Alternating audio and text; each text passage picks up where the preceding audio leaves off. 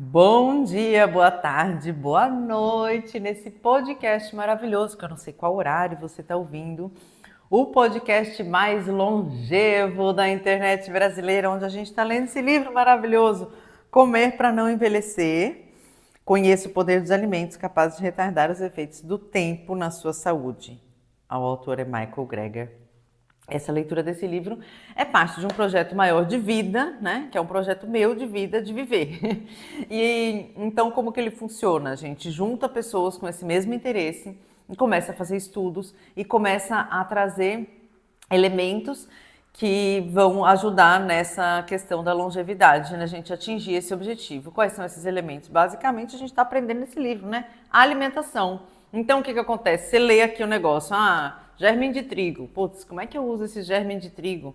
O cara falou que ele coloca em cima do arroz e feijão, aqui em cima de qualquer prato, mas com certeza tem uma forma mais gostosa de comer germe de trigo. Tem uma forma, meu amor, deliciosa e já está no Saudabilize. Você está perdendo tempo com receita de internet. Vem para o Saudabilize, saudabilize.com.br. Ali são receitas de verdade anti-inflamatórias, são receitas de verdade antioxidantes, né? Receitas maravilhosas que fazem bem, fazem nosso corpo sorrir, tá? Eu tô te esperando por lá, saudabilize.com.br. Então vamos lá. Chegamos aqui nesse nosso capítulo maravilhoso do IGF-1 e a gente já tá na página 99. Olha isso, que legal. Bom, então aqui essa parte começa com deixe o bife de lado. O IGF-1 pode ajudar a explicar porque pode haver uma menor expectativa de vida para algumas pessoas quando elas consomem certas dietas com baixo teor de carboidratos. Estudo de Harvard com coortes de gêmeos descobriram que dietas com baixo teor de carboidratos de origem vegetal estavam associadas às taxas de mortalidade mais baixas, enquanto que as de origem animal aumentam o risco de morte prematura em 23% e o risco de morrer especificamente de câncer em 28%.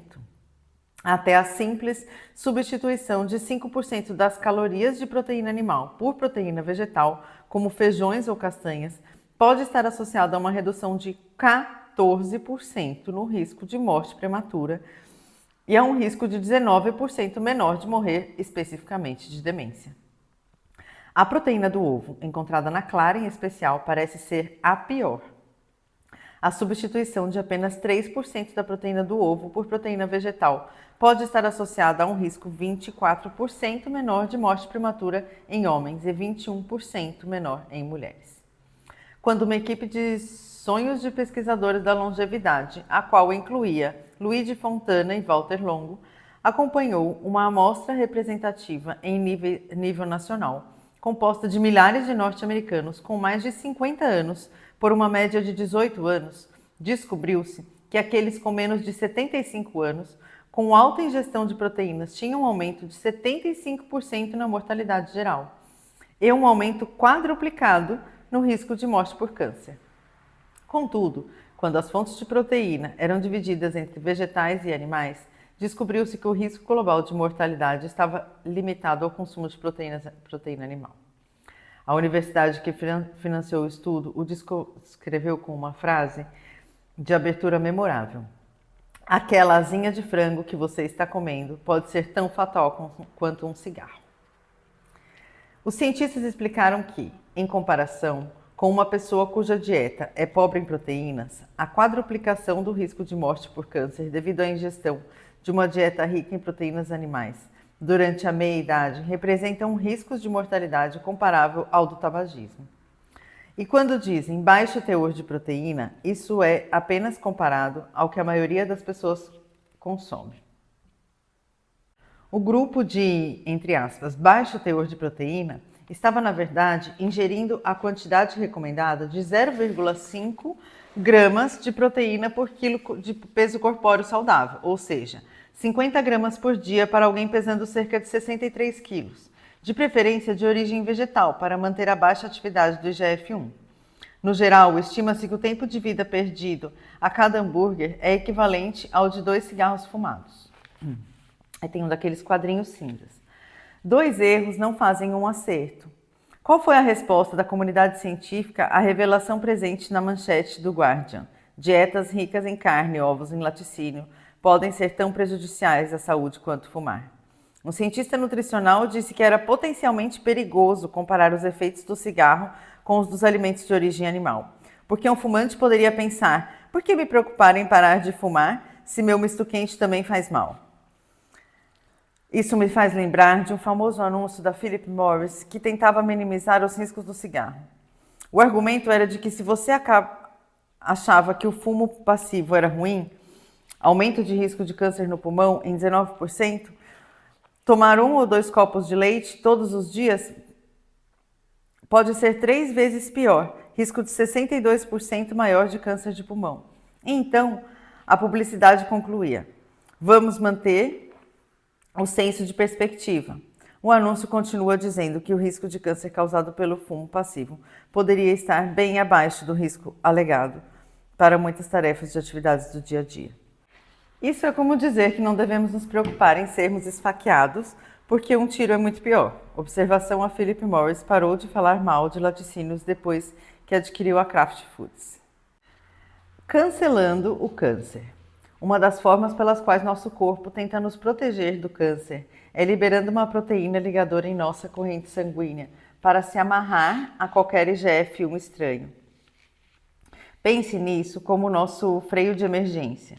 Digamos que você tenha conseguido baixar a produção de novos IGF-1 por meio da dieta. E quanto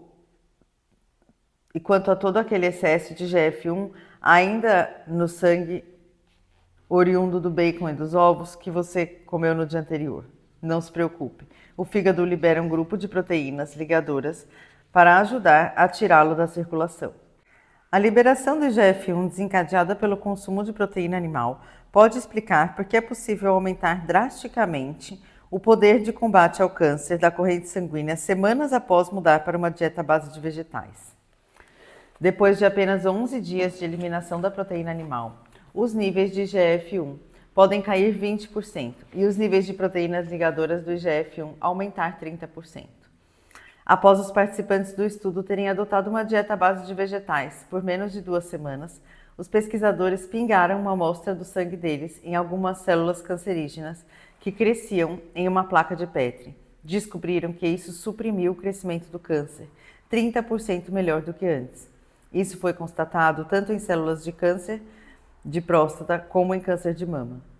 O notável fortalecimento das defesas contra o câncer é atribuído às alterações dietéticas no IGF-1. Como sabemos disso?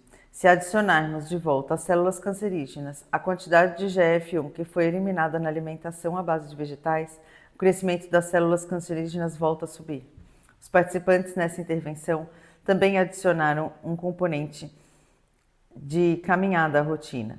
Mas quando se trata da ligação do IGF-1 e da morte de células cancerígenas, mesmo 3.000 horas de academia não pareciam ser páreo para praticantes de caminhada com dieta à base de vegetais. O efeito supressor do câncer parece tão poderoso que em um estudo clínico randomizado, o Dr. Ornish e seus colegas pareceram conseguir retardar, parar e até reverter a progressão do câncer de próstata não agressivo em estágio inicial, sem precisar recorrer à quimioterapia, cirurgia nem radiação, apenas por meio da adoção de um programa de mudanças no estilo de vida e uma dieta à base de vegetais. Passado um ano, a corrente sanguínea dos indivíduos era quase 8 vezes melhor na supressão do crescimento de células cancerígenas. As biópsias mostraram uma inibição dos genes críticos do câncer, o que significa o efeito desligamento da expansão dos genes de crescimento do câncer a nível genético. Se, ao invés de adotar essa postura, o paciente ingerir muitos laticínios após um diagnóstico de câncer de próstata, por exemplo, pode sofrer um risco geral de morte de 76% maior e um risco 141% maior de morrer de câncer em si. A redução no IGF-1, devido à redução da ingestão de proteína animal, pode explicar por que foi descoberto que veganos, aqueles que não comem carne, ovos, laticínios nem produtos de origem animal, têm taxas mais baixas no que diz respeito a todos os tipos de câncer combinados. Um alimento que reduz o IGF-1. Existem alimentos que reduzem o IGF-1 de modo ativo? uma retrospectiva e um estudo transversal sugeriram que o consumo de tomate pode estar associado a níveis mais baixos de GF1. Um estudo frutífero financiado por uma empresa de suplementos de licopeno, envolvendo pacientes com câncer de cólon e licopenos e pigmento vermelho de tomate, deixou as pessoas cheias de esperança. No entanto, outros 6 estudos semelhantes feitos até hoje fracassaram. Parece não haver nenhum efeito geral da suplementação de licopeno sobre os níveis de GF1. A linhaça reduz os níveis de GF1 em ratos, mas não conseguiu fazer o mesmo quando testado em humanos. De forma similar, o chá verde funcionou em camundongos, mas tanto o chá verde quanto os suplementos de chá verde não obtiveram o mesmo sucesso em nós. No entanto, as algas marinhas podem dar a mulheres na pós-menopausa apenas 5 gramas por dia de wakame do Atlântico, Alaria esculenta, reduziu em 40% o aumento de GF1 causado por uma carga de proteína de 67 gramas. IGF-1 é longevidade. Estudos epidemiológicos encontraram tanto concentrações altas quanto baixas de IGF-1 associadas a uma expectativa de vida menor, gerando manchetes como IGF-1, panaceia or poison, panaceia ou veneno.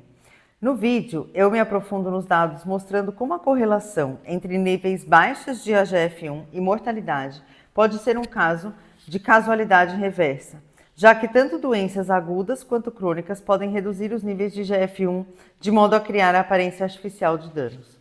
Os métodos de randomização mendeliana podem ajudar a desvendar isso por meio da análise do que acontece quando as pessoas são efetivamente selecionadas de maneira aleatória ao nascerem para terem pontos de ajustes do IGF-1, geneticamente mais baixos ou mais altos ao longo da vida.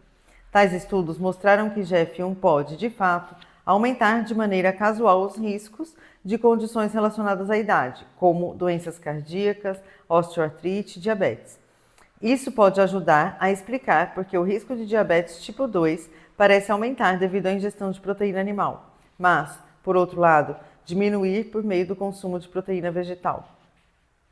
E como veremos na parte Os 8 princípios do anti-envelhecimento, a restrição proteica por si só pode melhorar a longevidade, mas é possível separar os efeitos do IGF-1 e da ingestão de proteína.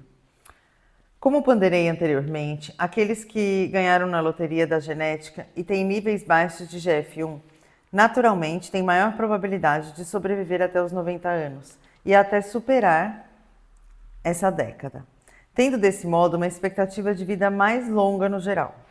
Além de genética, há estudos de intervenção mostrando que uma redução da ingestão total de proteína até os níveis recomendados ou que a troca de fontes de proteína animal pela vegetal apresentam uma variedade de benefícios metabólicos.